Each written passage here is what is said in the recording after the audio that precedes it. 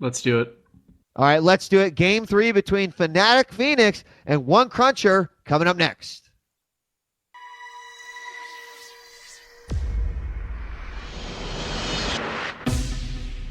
Link engaged. All right, chill. Game 3. We've got FnaticFenix as the blue Terran in the 7 o'clock position on Shakura's Plateau, and these will be cross positions as we have ONECrunCher, the orange Protoss, the people's Protoss right now, in the northeast position or the 1 o'clock. We got a little bit of chatting here. You're from Brood War, Warcraft 3, Warcraft 3. Okay. Okay. That okay doesn't sound like depending on what you answer is going to depend on the build that I'm going to do. So be careful about your answer. Well, I mean, as I was saying before, Phoenix may want to try to take this out in the mid game and not go to late game. Shakura's Plateau has a very long rush distance, and getting cross positions certainly not going to help his cause here, as he's got his back up against the wall in game 3. Yeah, I mean, the cross positions probably even, well, I mean, I guess it depends on where the aggression is going to happen. You know, I kind of agree with you. I think that Phoenix had a window of opportunity where maybe he could have pushed. Of course, it was stopped by the Colossus of Cruncher, so... You know, I mean, anything could happen. I think what we see off of the beginning, if there's nothing crazy, could say a lot. This could also be, these cross positions could also be, Cruncher says, well, I haven't broken out my warp gates here too much early on. So, you know, that could be a route that he takes. And Cruncher's actually gone for the 14 gateway as opposed to the 12, so going for the more economic of the Protoss vs Terran openings. Got his probe back in here, just being annoying as probes typically do, harassing the SCV. Phoenix gonna get his refinery up and gonna go up to his trademark 16th SCV. I wish I could talk to him through the past, tell him not to do that, but it looks like he's gonna go with that. Meanwhile, probe dropping down the assimilator, gonna steal the gas. That kind of seals Terran's fate. You know that he's not gonna rush for cloaked banshees, and you can adapt. Yeah, and he's been consistently doing that in every single game. Scouts are out now, and Probe is going to go out. He just checks, make sure that there's nothing up there. Sometimes a proxy bunker can go up there, and feels pretty comfortable going back down that ramp. Meanwhile, Phoenix is sending his SCV cross map, just passing through the 2 patches of the high grass and making his way over. Probe is still doing a lot here, and did the probe, I'm pretty sure, yeah, he saw that factory go down. So he actually leaves the base with a lot of information and, you know, the pesky assimilator behind him as well. And a lot of chrono boost saved up, and he immediately drops 1 chrono boost on the Stalker, 1 on the warp gate. I'm wondering if he's going to clear out this SCV and then drop 3 more gateways, or... Well, you know, he did just put a pylon down. Look at that pylon north of the expansion. So with the assimilator cleared up, let's see how Phoenix responds. He's got that factory finishing up. If he drops a command center or anything of the sorts, that's going to be devastating. If he continues to attack as well, like a starport, which no, second barracks. So of the available choices, that probably was the best. So he is going to fly his factory over. The starport will go down right next to it. And we do have this pylon here, which could be pretty devastating as a warp gate's nearing about 80% completion, and then he's going to have an explosion of units here. He has got out right now just, gosh, is that it? A single zealot and a stalker. Stalker at the front of the ramp, smart place for that, versus 4 Marines right now, and with the pylon already down, that's going to make it real easy to reinforce. The barracks, the second barracks just now finishing, and we have stim underway as well. So a lot of money spent over on Phoenix's side, but not a whole lot of units to show for it. Yeah, let's go ahead and bring up the units tab. We've got a Zealot and 3 Stalkers against 6 Marines at this point. 3 warp gates are finished. 4th one is still a gateway. He's going to have to warp that into a warp gate as he is right now. And here comes the push moving forward, continuing with the leapfrogging of pylons, bringing this probe as well. He's got only a single sentry. The SCV is going to come down and go, those don't look like Terran units. and he's probably going to push pretty soon. Zealot going to charge up first. He's got the sentry behind, force fielding the ramp, and this may be it. Marauder getting targeted. No, SCV's out. Medevac actually out as well. Bunker going up. He probably should try to get up there before the bunker finishes, and bunker almost done at 75%. Zealot's being warped in, very nice. Can use those to get right up against the Marines, buffer the hits, and here he goes, pushing in one more time. Sentry doesn't have enough energy. Bunker completes. He's got to get some units in there, but decides to pull back yet again. And Cruncher looks like he wants to end the game. He's at 44 supply. Meanwhile, Phoenix at 36, continuing to make medevacs. That's all he can really use his starport for thus far. Going to swap out the reactor on the barracks, and Cruncher is not done. Moving forward yet again. I assume the attack was finished, but continuing to attack, targeting the bunker now. SCV's late to the party, going to get taken out. And this may actually be it. Dual force fields kind of just holding those units in place. Cruncher moving up, getting hit by Marauder. And actually these SCVs from the back cannot fully get up. Two more Zealots going to charge up with 3 Stalkers move. This may be it. Cruncher may have ended the game with a 4 warp gate. It looked like Phoenix may have held it, but now he's under deep assault as the Stalkers are moving up. There's 2 medevacs are completely drained of energy. They can't do that much, and just warping in more units. Oh my god, I can't tell. Has he held it off? I mean, it looks like he has, just based off of the amount of SCVs that have actually died, but these 4 Marines are just being superheroes here, and it does look like this one pylon is going to be ejected. However, let's just take a look here. 24 probes versus 13 SCVs and 2 mules. So, you know, I guess to his advantage, Stim did finish early on. But, you know, he's not going to have much in terms of income other than a Marauder and Marines here. And although it may seem like he deflected the attack, he still doesn't know about this second pylon back here and the potential second push that could come. But look at this. FnaticFenix is going to load up the last 2 medevacs and make a Foxer-style last-ditch effort push into his opponent's base. And he actually flew directly over the Zalnaga Tower where there used to be a Stalker, but the Stalker conveniently just pieced out and got out of the way. Phoenix is actually flying over both Zalnaga Towers. I don't fully understand that. That's the most dangerous man I've ever seen in my life, but that's what he wants to do. Meanwhile, Cruncher moving up with his large Protoss army. He's got 3 sentries in there, and there is almost nothing back at Phoenix's main base. This may be a base trade. Phoenix, what are you doing? Just dancing back and forth.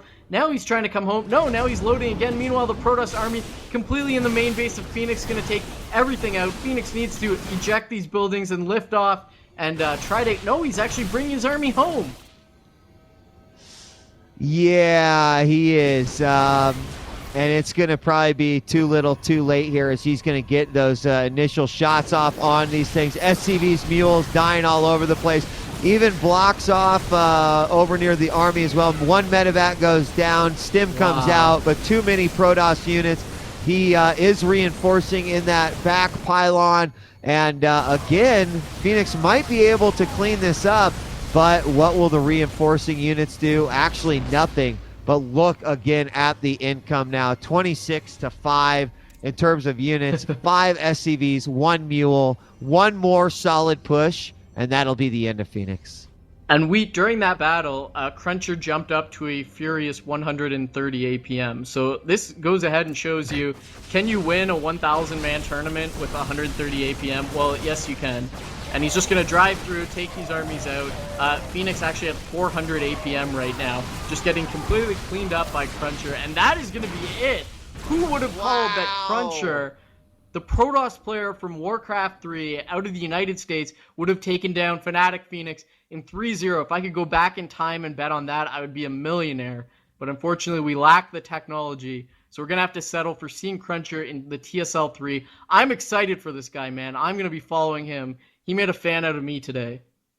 Yeah, and you know what? Don't forget some of the other players that he went through. You know, people like to call KiwiCocky the people's Protoss, but I think that Cruncher has just at least temporarily stolen that title. He did defeat KiwiCocky, making his way through these brackets. Also Sierra and Beastie QT. And, you know, although Stefano may not have looked like the most impressive opponent to go up against him there in the semifinals, he took down FnaticFenix FnaticFenix with such with just such determination and aggression, and I think just utility as it comes from the Protoss.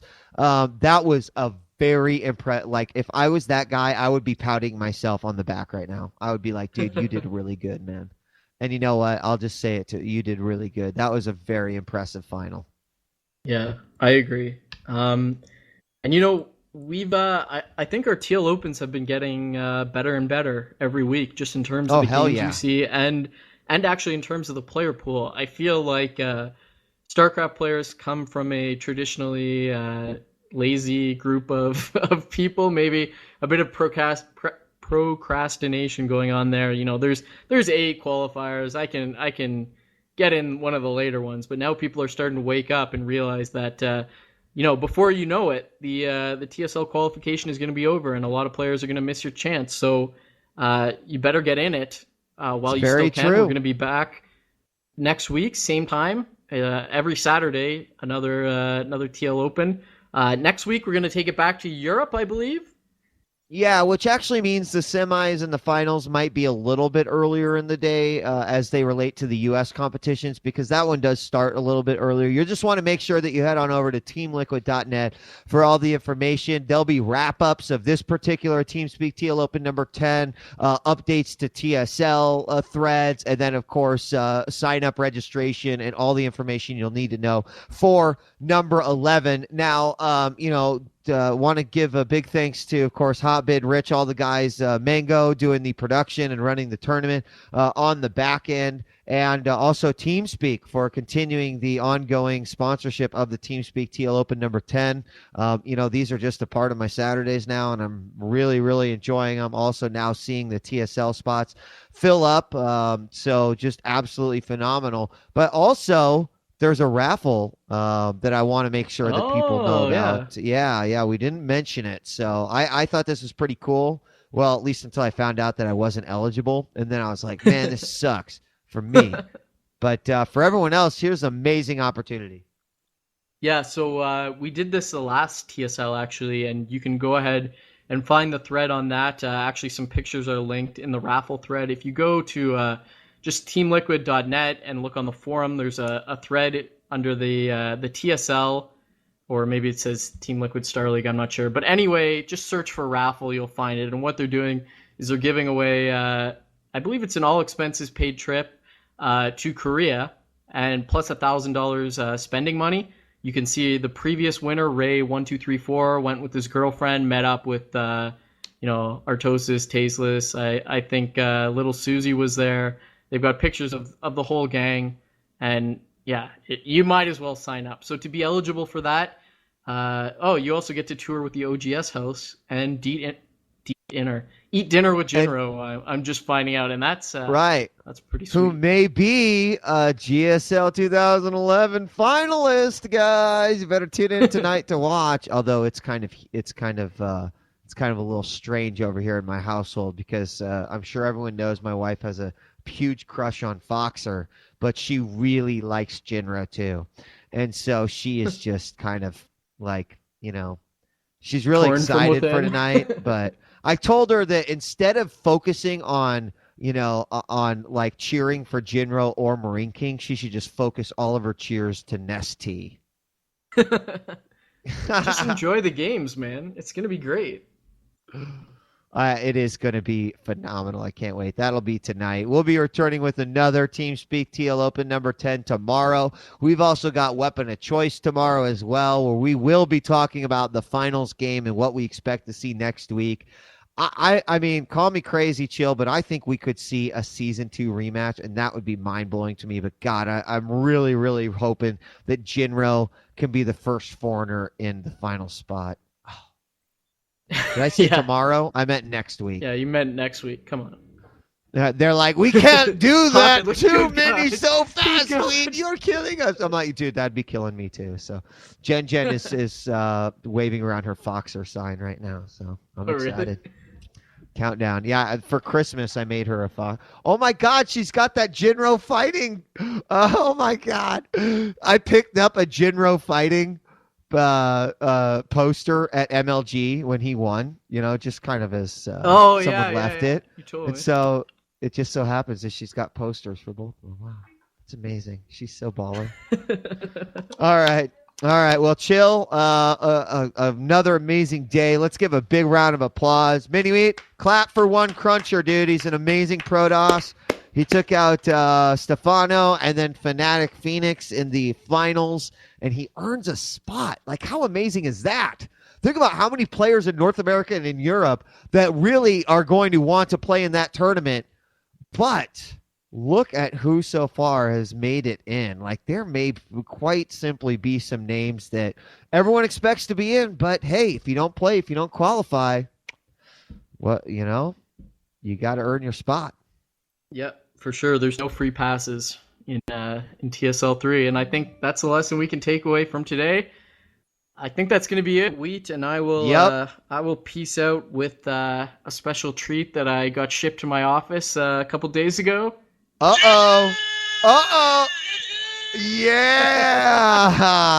All right, buddy. I'll see you tomorrow for Weapon of Choice. I'm djWHEAT. This is Chill, and we'll see you next week for another TeamSpeak TL Open number 10. Don't forget to visit TeamSpeak, and don't forget to visit teamliquid.net. We'll see you next time. Peace.